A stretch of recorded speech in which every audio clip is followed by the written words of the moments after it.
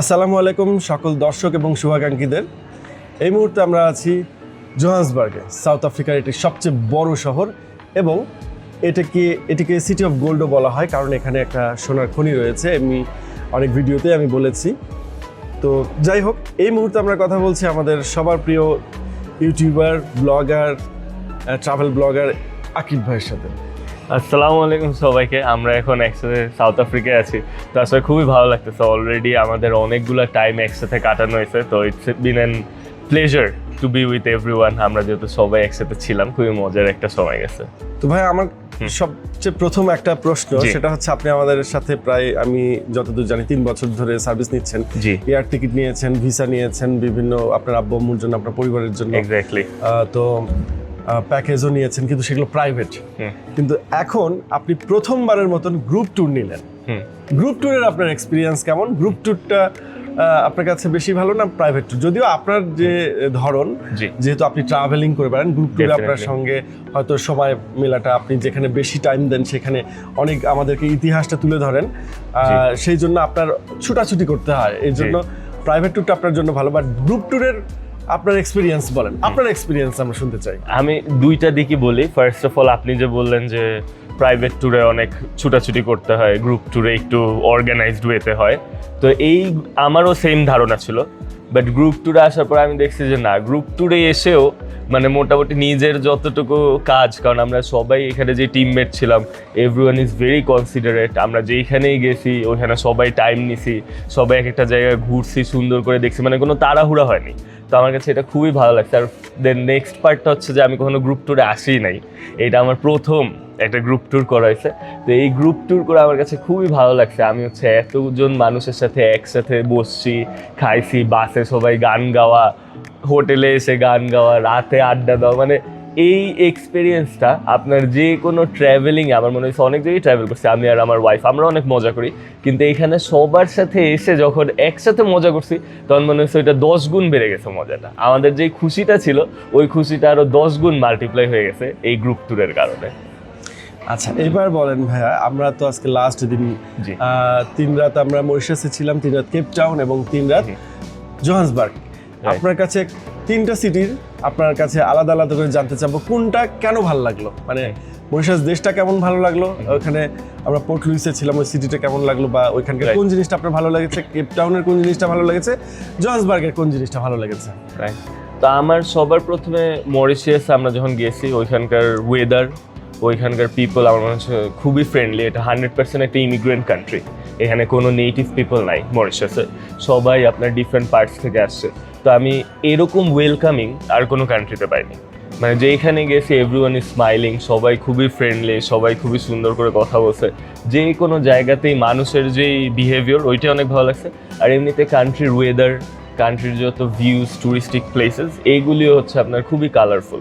আমরা যেসব জায়গায় গেছি, প্রতিটা পপুলার জায়গায় প্রচুর সুন্দর সিনারিওস। এরপরে আমরা নেক্সটে গেলাম হচ্ছে আপনার কেপ টাউনে, মানে সাউথ আফ্রিকার কেপ টাউনে। এই কেপ টাউনের কেপ অফ গুড হোপ আমার সবথেকে বেশি ভালো লাগছে। ওইখানকার যেই পাহাড় আর সমুদ্র, পুরাই মনে হয়েছে আউট অফ দি মুভি। তারপরে আমরা ওই যে একটা হাইওয়ে নিলাম, ওই হাইওয়েটার ড্রাইভটাও মনে হয়েছে যে পুরাই একটা সিনেমার ভিতরের মধ্যে আমরা বসবাস করতেছিলাম। আমরা আমাদের বাসে করে ওই রাস্তাটা দিয়ে পুরো উঠে গেলাম উপরে।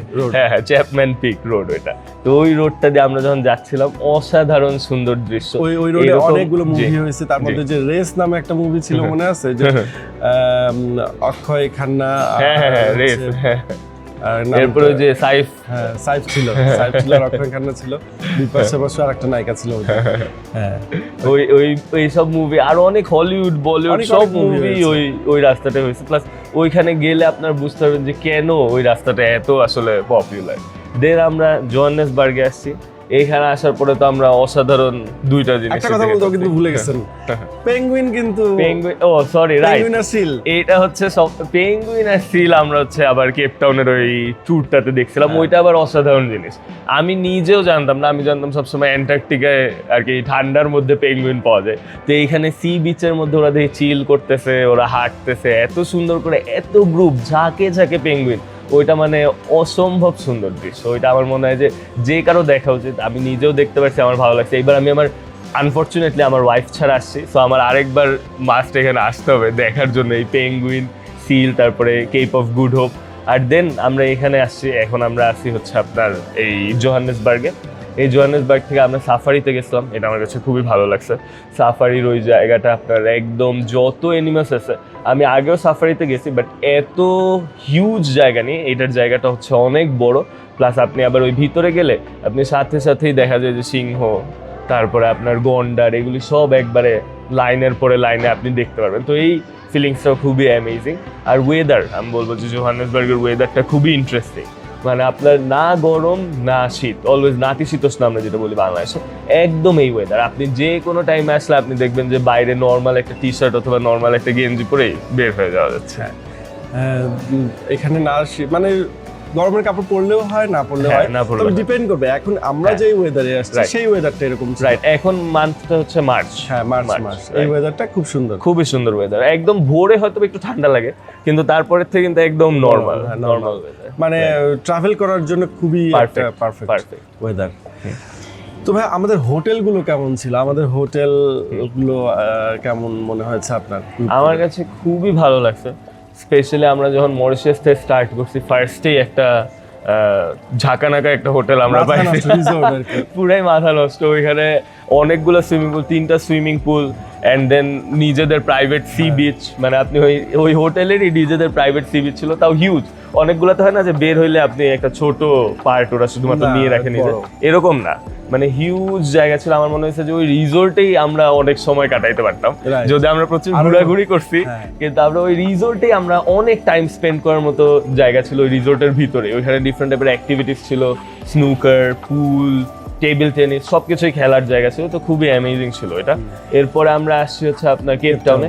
কেপ টাউনের হোটেলটা আমাদের খুবই ভালো ছিল, প্লাস প্রতিটাতে আমরা ব্রেকফাস্ট পাইছি, যেটা হ্যাঁ, breakfast it's a very good boost. কারণ হচ্ছে ওই সকালবেলায় আমরা বের হওয়ার আগে যে এনার্জিটা দরকার ওইটা পাইছি। আর প্রতিটা হোটেল হয়তো বা আপনি ভিডিওতে বা কোনো একটাতে দিয়েন, কারণ ওরা যখন এই ইন্টেরিয়রটা দেখতে পারবেন, ইটস এই যে ভেরি আমরা কোজি। হোটেলের লবিতে বসে আছি, এটা মানে এটা দেখেই ভেরি বোঝা কোজি, যাচ্ছে যে এটা হোটেলটা কি মানের হতে পারে। অসাধারণ। প্লাস রুম গুলাতেও আপনার যে লাইটস খুবই একটা কোজি ভাইব দিছে, এভরিথিং ক্লিন। আমার কাছে, আমি যেখানেই যাই, আমার কাছে ভেরি ইম্পর্টেন্ট যে যেটা ওয়াশরুম আর বেড, এই দুইটা ক্লিন হইতে হবে। আর এখানে তো মানে পুরো hi fi, so it's been very good. আমার মনে হয় যে দুইটা হোটেলে আমরা যেটা পাইছি কেপ টাউন আর এখন আমরা যে লবিতে বসে আছি, মানে মাথা নষ্ট। ওদের ডেকোরেশন, আপনারা এখানে এসে যারা পিকচার তুলতে অনেকে পছন্দ করেন আমি জানি, তারা এখানে বসে লবিতে বসেই ছবি তুলে শেষ করতে পারবেন না। তো ভাইয়া আর বেশি আপনাকে প্রশ্ন করব না, লাস্ট একটা প্রশ্ন মানে আপনি দর্শকদের উদ্দেশ্যে কিছু বলতে চান কিনা কসমোসলিডের সার্ভিস নিয়ে, বা কিছু আপনি জাস্ট আপনার যদি কোনো মতামত থাকে? জি, ডেফিনেটলি। আমি তো আগেও বলছি যে আমি আসলে অনেকগুলা ভিসাই আপনার থ্রুতে করছি, প্রাইভেট প্যাকেজ নিছি, দেন ফ্লাইটস নিছি, দেন আমার প্যারেন্টসের যে সেনজেন ভিসাটা ছিল আমি ওইটাও কিন্তু কসমোসলিডের থ্রুতেই করছি। আমার প্যারেন্টসকে আমি যখন ফিনল্যান্ডে নিয়ে গেছি, আমি যেহেতু ফিনল্যান্ডে থাকি, তো আমি অলওয়েজ ভেরি স্যাটিসফাইড। আমার যখনই কোনো কিছু দরকার হয়েছে, I have always goat the support. Plus আমি মানে রাইট ইনফরমেশন, যেটা দেখা যায় অনেক কিছুই আমি নিজে জানি, আমি নিজে অনেক ঘাটাঘাটি করি, কিন্তু অনেক ইনফরমেশন আপডেটেড থাকে যেগুলো আসলে জানা যায় না চাইলেই। তো আমার কাছে মনে হয়েছে যে আমি যখনই কসমোসলিডের কাউকে জিজ্ঞেস করছি, তখন আমি ওই আপডেটেড আর কারেক্ট ইনফরমেশনটা পাইছি, যেটা আমার জন্য খুবই ইম্পর্টেন্ট। কারণ আসলে একটা মিস ইনফরমেশনের কারণে আমার যদি যে কোনো ভিসা বা যে কোনো জায়গায় ফ্লাইটসে একটা মিসকানেকশন হয়ে যায়, তাহলে আমার জন্য আর কি বিশাল লস। দ্যাটস ওয়াই আমি ওটা চাই না। তো I have been really good, আর আমি ডেফিনেটলি রেকমেন্ড করবো। ধন্যবাদ আপনাকে ভাইয়া, আমাদেরকে আপনি যে 9 দিন আমাদের সঙ্গে থাকলেন এবং আমাদেরকে যে সহযোগিতা করেছেন, অ্যাজ ইউজুয়াল অন্যান্য গেস্টের মতোই সবাই মিলে যে আমাকে সহযোগিতা করছে, এতে কিন্তু আপনাদেরও একটা অবদান আছে। আপনারা যদি আমাকে সাপোর্ট না করতেন তাহলে আমার পক্ষে এরকম একটা সফল ট্যুর করা সম্ভব ছিল না। এই জন্য আমিও আপনাদের সবার কাছে অনেক অনেক কৃতজ্ঞ। থ্যাংক ইউ সো মাচ ভাই, আপনি আসলে সব এত সুন্দর করে অর্গানাইজ করছেন, ওইটা দেখে আমাদের মনে হচ্ছে যে আমরাও এখানের পার্ট হয়ে খুবই হ্যাপি। আমরা সবাই একটা ফ্যামিলি ছিলাম, ফুল ফ্যামিলি। মানে এই 9 দিনে দেয়ার মেনি পিপল যাদের সাথে পরিচয় হয়েছে, ওনাদের সাথে এখনো কথা হচ্ছে, এই ভিডিওর পরেও অনেক গল্প হবে, আড্ডা হবে। তো আসলে এই ফিলিংসটা পাওয়া একটা ডিফারেন্ট ব্যাপার, এটা খুবই সুন্দর ছিল। তো সবাইকে আমাদের কসমোসলিডের ধানমন্ডি, উত্তরা এবং বনানী অফিসে আসার জন্য বা ফোন করে সার্ভিস নেওয়ার জন্য অনুরোধ রইল। সবাই ভালো থাকবেন, আল্লাহ হাফেজ। আসসালামু আলাইকুম, আল্লাহ হাফিজ।